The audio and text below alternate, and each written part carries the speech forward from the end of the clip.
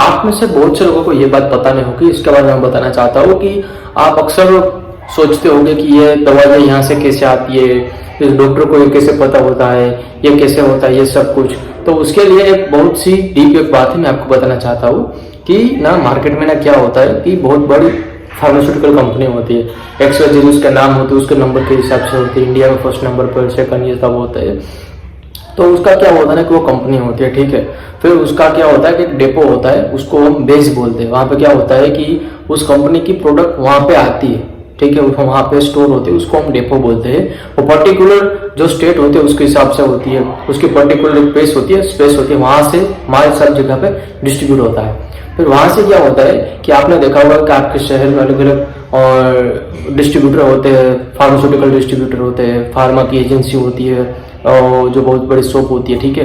तो डेपो से माल वहाँ पे आता है, फार्मास्यूटिकल जो एजेंसी होती है ना, दवाइयों की एजेंसी, वहाँ पे आता है।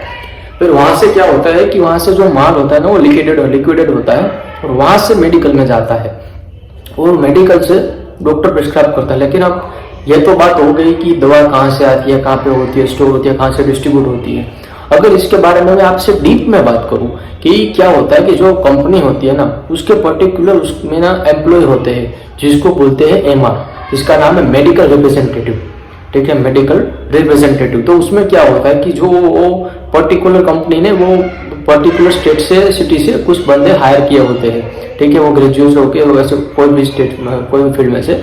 फिर क्या होता है कि वो उसको सिलेक्ट करते हैं। फिर वो क्या करते हैं कि उसके पास उस कंपनी का सब इंफॉर्मेशन होती है, प्रोडक्ट नॉलेज होता है, प्रोडक्ट की डिटेल होती है, क्या उसकी MRP है, क्या ये डोज है, ये सब होता है, ठीक है। तो वो क्या करेंगे, वो मार्केट में आएंगे, डॉक्टर के पास जाएंगे और उस कंपनी की उस स्पेशलिटी की प्रोडक्ट जो होगी उसके बारे में डॉक्टर से बात करेंगे, ठीक है, डिस्कस करेंगे कि इसमें ये है, वो इसमें दे सकते हैं, ये वो, ठीक है। वो प्रमोट करेंगे डॉक्टर को, डॉक्टर को जैसे पता चलेगा कि ये प्रोडक्ट है, इसके बारे में ये है, वो है, फिर डॉक्टर क्या करेगा कि वो मेडिकल को बोलेगा, पेशेंट को नेक्स्ट प्रिस्क्रिप्शन जो पेशेंट होगा तो उसमें अगर उसको वो दवाई लिखनी होगी तो वो क्या करेगा, आपको प्रिस्क्रिप्शन में लिखेगा पेशेंट को। आपने देखा होगा ना कि आप चाहते हैं हॉस्पिटल में तो आपको बड़ी सी फाइल मिलती है, ठीक है।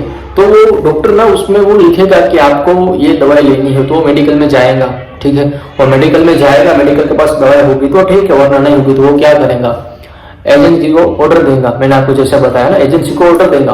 फिर वो क्या करेगी, एजेंसी वहां से माल सप्लाई करवाएंगी मेडिकल में। अगर एजेंसी में भी माल नहीं होगा तो एजेंसी क्या करेंगी, वो ऑर्डर रखेगी उस दवाई का, कहाँ से, डेपो से। और अगर डेपो में से भी माल नहीं होगा तो क्या होगा, कंपनी में से डेपो में माल आएगा, फिर डेपो से एजेंसी में आएगा, फिर मेडिकल में आएगा, फिर पेशेंट के पास जाएगा। तो ये पूरी की पूरी एक साइकिल होती है, जैसे दवाई कहाँ से स्टार्ट होती है, मैन्युफैक्चरिंग कहाँ से होती है और पेशेंट के पास कैसे पहुंचती है, ये सब इन बीच का जो साइकिल का गैप था, ये जो छोटे छोटे ट्रेन के डब्बों के जैसे वो कुछ सेक्शन होते हैं, इसके बारे में मैंने आपको बताया।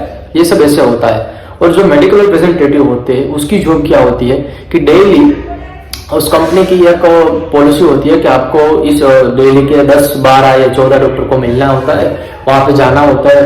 फिर वो जब डॉक्टर फ्री होगा तब उसको बुलाएंगे और क्या होगा बाद में कि वो ना उस पर्टिकुलर डॉक्टर के पास वो उस पर्टिकुलर दवा के बारे में बताएंगी, उसके बारे में डिटेल करते हैं कि इसमें ये है, वो है, कैसे है, सब कुछ है, वो बताएंगे, ठीक है।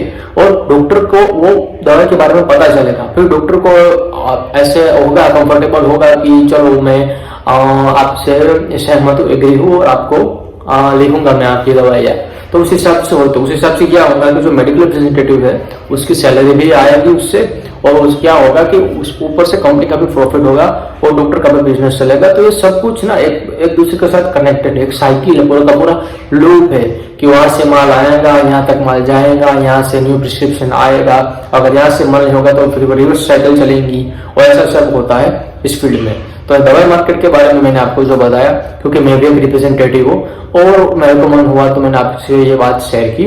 और आपको इस टॉपिक के बारे में जानना हो तो लाइक, शेयर एंड सब्सक्राइब, और हाँ कमेंट में जरूर बोलना कि अगर आपको ये इंटरेस्ट आया इस टॉपिक के बारे में तो मैं आगे और ऐसे वीडियो बनाता हूँ। तब तक के लिए bye bye and take care.